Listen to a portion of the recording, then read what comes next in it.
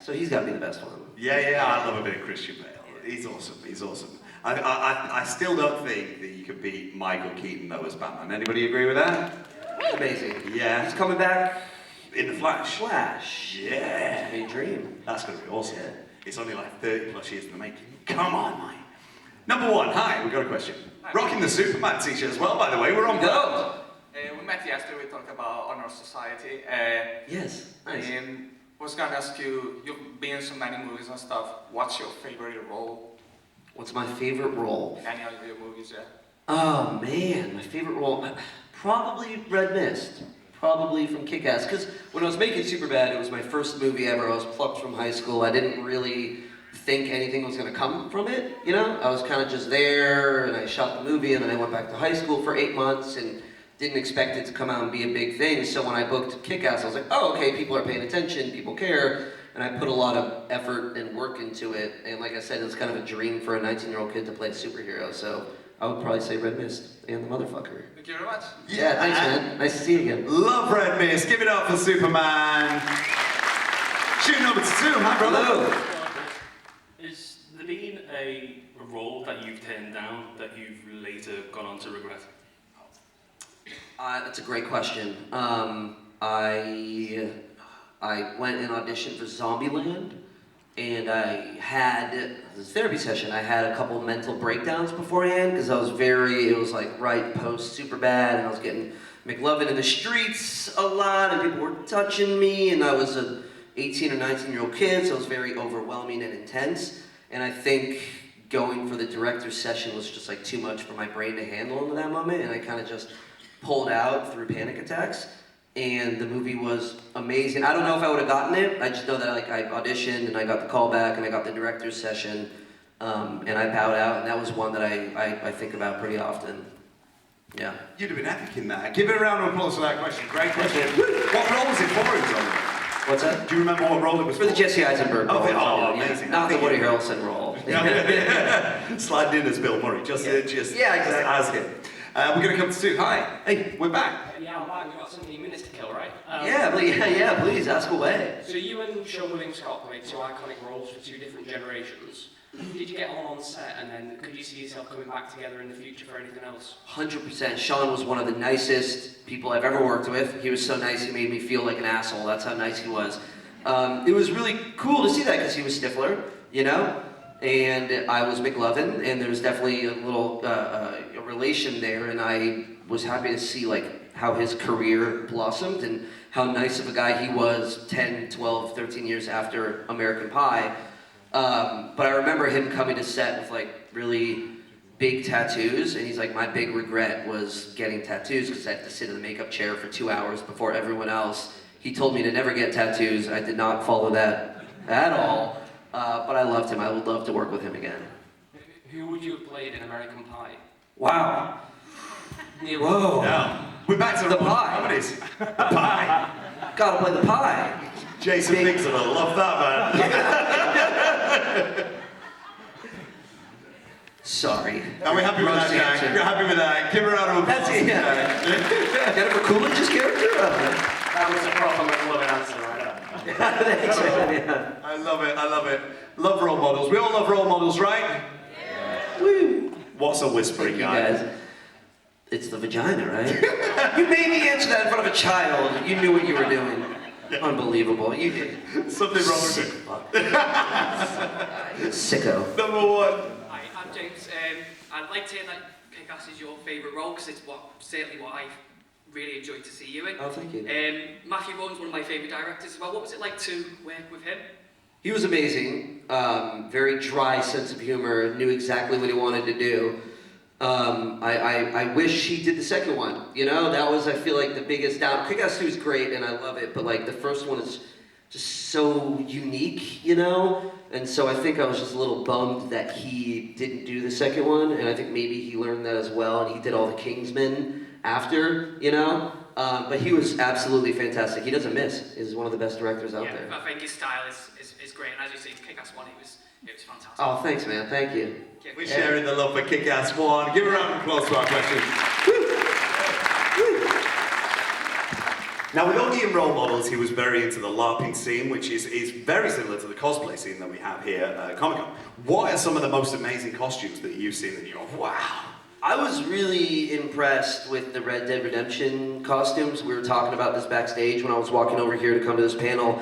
They were unloading the people who were in the audience, and there was like hundreds of cowboys and cowgirls. And All with shotguns. all with shotguns. I thought they were like a part of the game, like maybe they were standing behind the voiceover actors or something, but they'd been great. But yeah, they killed it. I saw a woman out there who had like a $600 dinosaur that she had made, a little velociraptor that she could put her hand in, and it was a Jurassic Park costume. $600? Oh. Yeah, I know. No, she killed it. It looks absolutely amazing. That was one of my favorites, and I saw a couple McLovins out there. You which did? was good. I was hoping they were going to be in here. I've not seen them at Loving. Has I anybody seen them? I wanted them to sit right here and just trip everybody out, just have a row of McLovins, but they didn't show up. So. They're going to be gutted when they watch this back on YouTube. They're going to be gutted. We're going to head to one. Hi.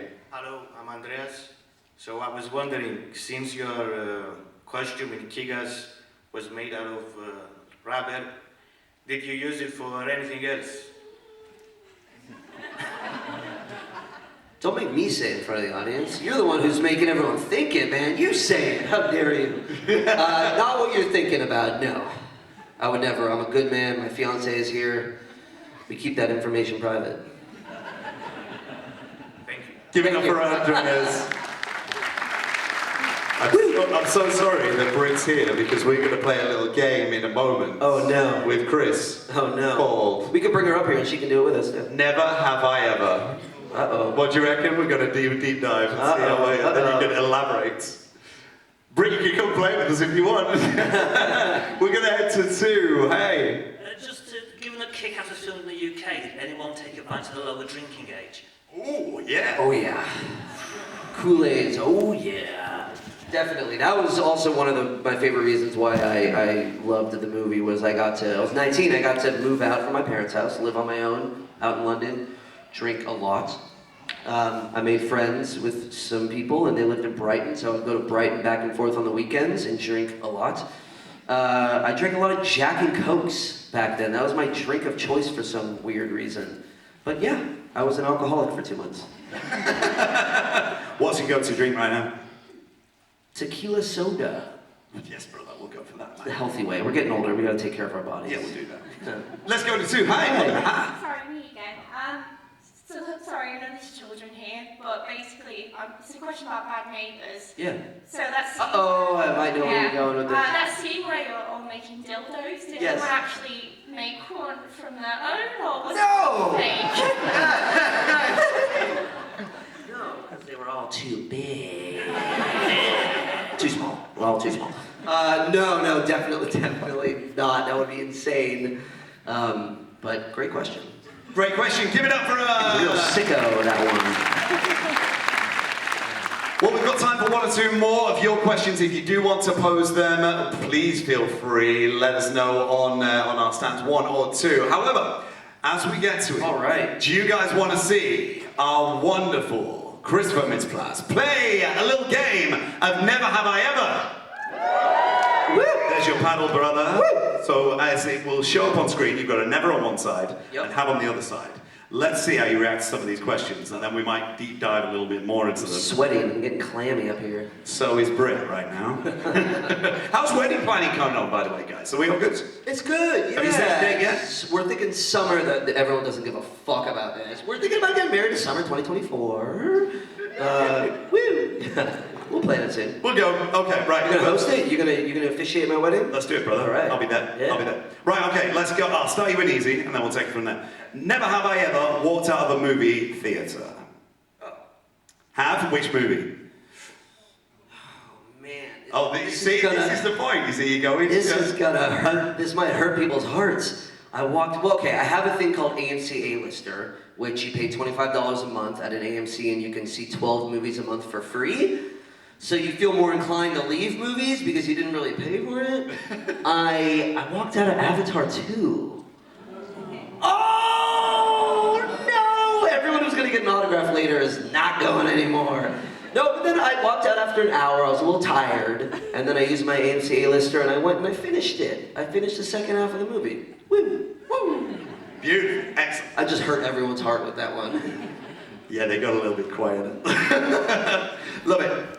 Never have I ever used my celebrity to get out of a speeding ticket. Where are we going? Oh, well, never. But I've had police officers like pull me over, and because of the McLovin police officer thing, they've maybe they've Do you want to come let me on a off. ride? They've let me off without me asking, which has been very sweet. But I've never used my celebrity. You're a good man. You're a good man. Yeah. Excellent. Never have I ever had a crush on a friend's parent. Sorry, Brett. Whoa, weird. I told you it would get weird. Yeah.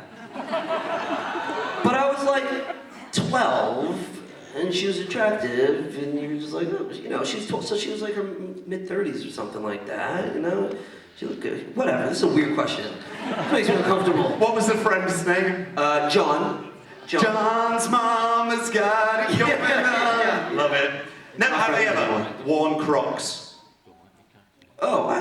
Never have I worn. I have. You have? We got Crocs fans in?